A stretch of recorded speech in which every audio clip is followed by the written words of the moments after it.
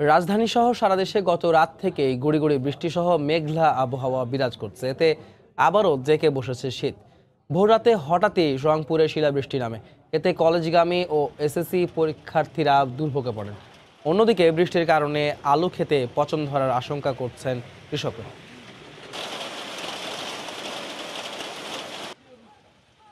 দিনাজপুরেও ঝিরিঝিরি বৃষ্টি আর দমকা হাওয়ায় ব্যাহত হচ্ছে জীবনযাত্রা।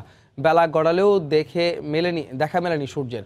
আবহাওয়া অফিস জানায়, বঙ্গোপসাগরে জলীয় বাষ্পের চাপ থাকায় আবহাওয়ার উপর প্রভাব পড়েছে। এছাড়া পঞ্চগড় সহ দেশের বিভিন্ন স্থানে গুঁড়ি গুঁড়ি বৃষ্টিতে বিপর্যস্ত জনজীবন। ঠান্ডা থেকে বাঁচতে খুব প্রয়োজন ছাড়া ঘর থেকে বের হননি অনেকে।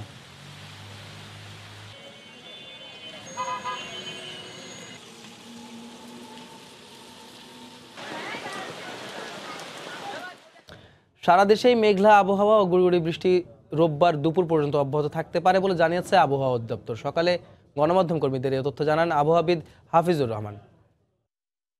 বৃষ্টিটা হয়েছে মূলত আপনার পশ্চিমা লঘুচাপের প্রভাবে, এবং উল্লেখযোগ্য বৃষ্টি হয়েছে আপনার তেঁতুলিয়াতে, আপনার এটা হচ্ছে 12 মিলিমিটার হয়েছে, বগুড়াতে হয়েছে আপনার 10 মিলিমিটার, হ্যাঁ, আর বদলগাছিতে 11 মিলিমিটার, সৈয়দপুরে 11 মিলিমিটার। আর এই সময় তো 11 মিলিমিটার 10-11 মিলিমিটার বৃষ্টি কিন্তু অনেক বেশি বৃষ্টি, পশ্চিমা লঘুচাপের প্রভাবে বৃষ্টিটা হয়েছে।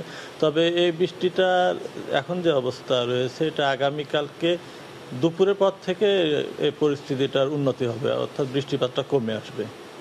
হ্যাঁ, আর বৃষ্টিপাতটা কমে আসার সঙ্গে সঙ্গে সেক্ষেত্রে আপনার তাপমাত্রাটা কিছুটা কমবে। এই মুহূর্তে রাজধানীর আগারগাঁওয়ে আবহাওয়া অধিদপ্তরে আছেন সহকর্মী কেফায়েত শাকিল। সবশেষ পরিস্থিতি জানতে সরাসরি চলে যাচ্ছি তার কাছে। শাকিল।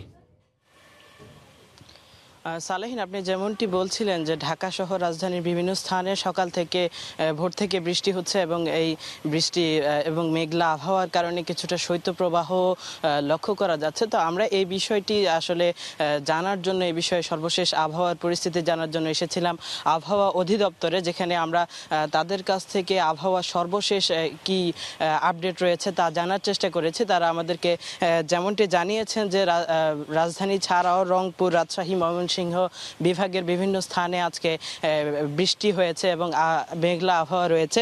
আর এটি হচ্ছে মূলত পশ্চিমা লঘুচাপের কারণে।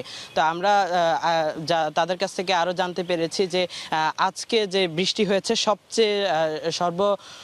সবচেয়ে বেশি বৃষ্টি হয়েছে 12 মিলিমিটার, যেটি তেঁতুলিয়াতে হয়েছে, যেটি আবহাওয়া অধিদপ্তর বলছেন যে এই সময়ের জন্য এটি একটি রেকর্ড পরিমাণ বৃষ্টি বলে তাদের অনুভূতি। এবং তারা যেটি বলতে চাচ্ছেন যে আগামীকাল যে দুপুর পর্যন্ত এই ধরনের আবহাওয়ার এই পরিস্থিতি থাকবে এবং হালকা বৃষ্টি এবং মেঘলা অবস্থা থাকবে। তবে আগামী 24 ঘন্টা পরে সেই পরিস্থিতি স্বাভাবিক হয়ে যাবে বলে তারা আমাদেরকে জানিয়েছেন।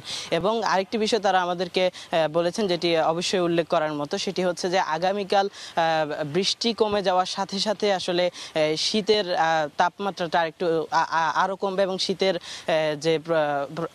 শীতটা আরও বাড়তে থাকবে।